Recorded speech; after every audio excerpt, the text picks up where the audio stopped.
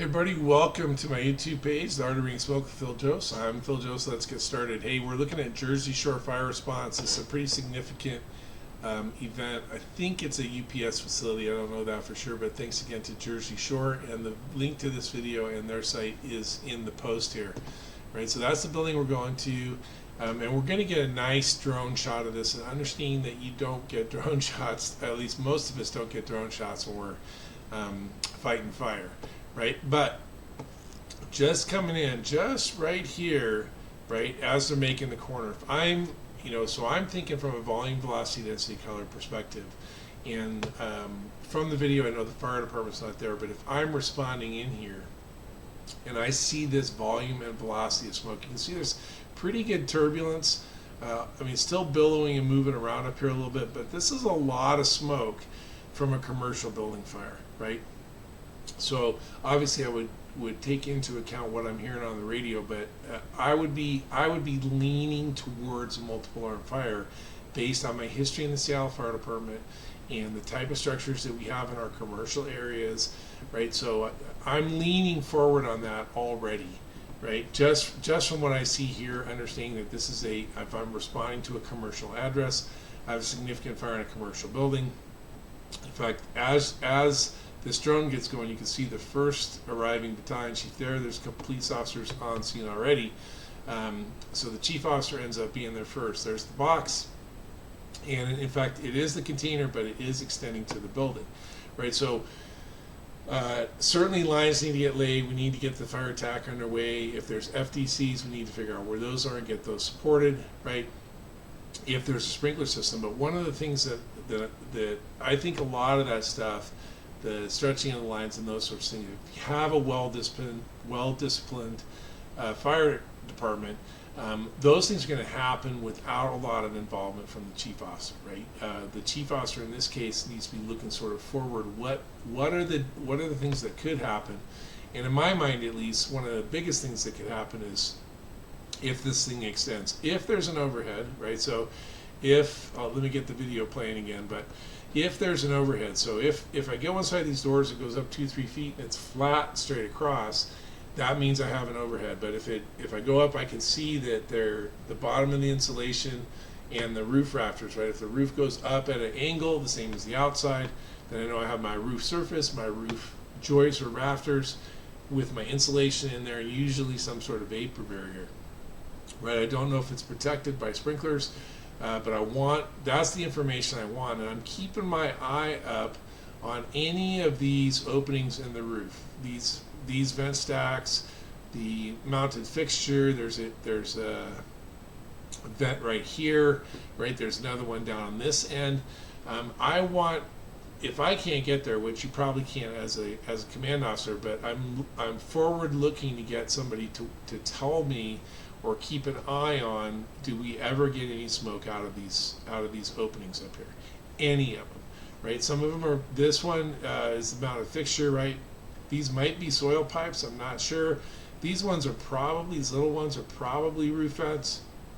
But again, I don't know for sure, just because I'm a little bit unfamiliar with this type of construction, right? This is a different edge of the different edge of the country than I was fighting fire in.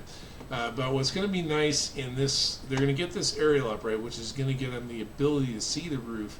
But this will be a tough roof to operate on just because of all of the solar, right? And that's a whole nother topic besides volume, velocity, density, color, and the art of reading smoke. But we can see from reading smoke as we go along here, right? And I'm streaming this video live, so each time I sort of pop this video forward, it's going to take it a second to catch up. But we're going to get a really nice view of the roof right here, and you're going to see there's no indication. We're roughly 11 minutes in from the arrival of the first fire department unit. The stick's up, and we're probably 15, 16, 17 minutes into the fire itself, and there's no indicators here. There's no smoke indicators that this fire has extended into into the attic space or into the cockloft, or is in any way exposing this roof in particular, right? Which is great for us from the fire department perspective.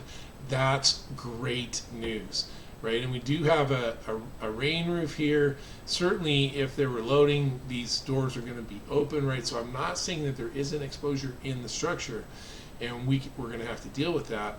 But what I am saying is it does not appear, right? There's no visual indicators from the reading smoke perspective that this thing has extended into the attic. Now, as they start to operate here, which I'm just going to pop the video forward, right? A lot of these containers get moved, they get multiple 2.5 laid, and they start fighting fire.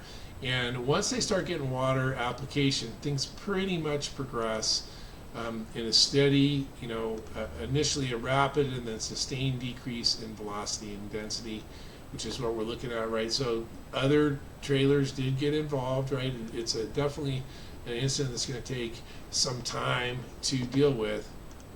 But as we go along here, we get less and less smoke, more and more steam.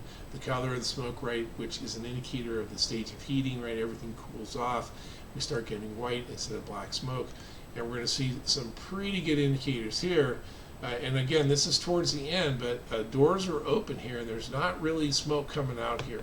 So probably a pretty good view in here. And if you're at the command post, you'd be able to send somebody forward and tell them, hey, tell me what's going on inside the structure. What's on fire in here, what's been exposed in here. But from the reading smoke perspective, the big dog, right, is the fact that the fire is not extending into the overhead that's in this space, if there is one, right?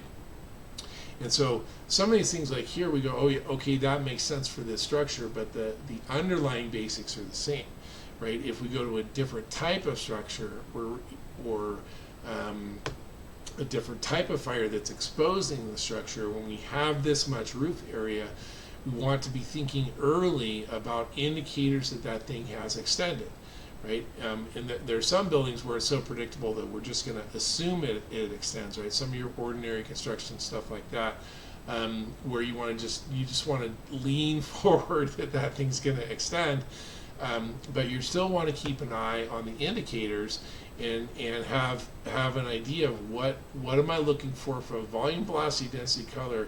What do I see now? What do I see 2-3 minutes from now? 2-3 minutes after that?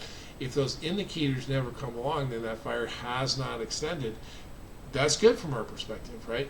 But we also want to lean forward and say, hey, if I have a trigger point, I can look at an area of the roof and say, okay, if I see smoke from here, I'm going to jump to the next alarm level, right? I think we're going to get it under control.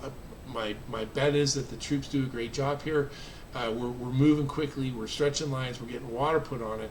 But I want to have those sort of things working in my mind, particularly in this large of a structure, right? I want to lean forward, and then I want to have indicators with triggers that I'm going to say, hey, if this happens, boom, I'm going to the next alarm level, right? Or even potentially changing the strategy, right? And so in this case, we don't get that, right? We never get any indicators that there's any problem in the roof. That's great, right? That means we're doing a great job, right? And so the place isn't going to burn down. Certainly there's a lot of damage. We want to get the investigators in there, all of those sorts of things. But from just a fire suppression standpoint, the fact that this thing never extends up into that attic, there's never any indicators that it did, never any indicators that it was going to. It was a possibility that did not come to fruition, and that's good for us. So, as always, looking at volume, velocity, density, color, where the fire is, where it's going, what we're going to do about it. In this case, they went ahead and put that thing out. All right, so for the Art of Ring Smoke with Phil Jose, I'm Phil Jose, and thanks for being here.